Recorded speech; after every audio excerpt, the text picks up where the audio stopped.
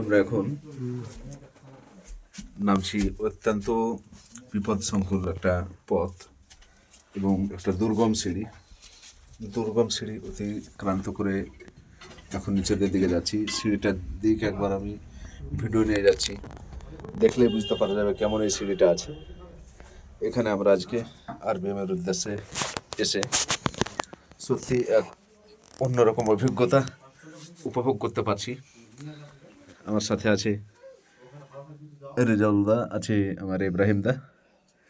খুব সুন্দরভাবে আমরা এক রোমাঞ্চকর এবং নতুন পরিবেশে আস্তে আস্তে মাথা নিচু করলাম এবং মাথা নিচু করে নেমে যাচ্ছি। আলো আধারি পরিবেশ, রোমাঞ্চকর অ্যাকচুয়ালি। এইভাবেই আশেপাশে 30 ইঞ্চি মাটির দেওয়াল এবং তার মধ্যে আমরা বুলবুলাইয়া আস্তে আস্তে নেমে চলেছি।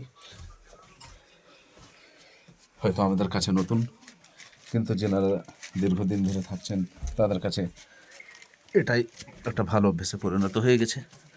এবং অলরেডি আমরা পৌঁছে গেলাম এবার সম্পূর্ণ নিচের ঘরে। এটাও মাটির ঘর।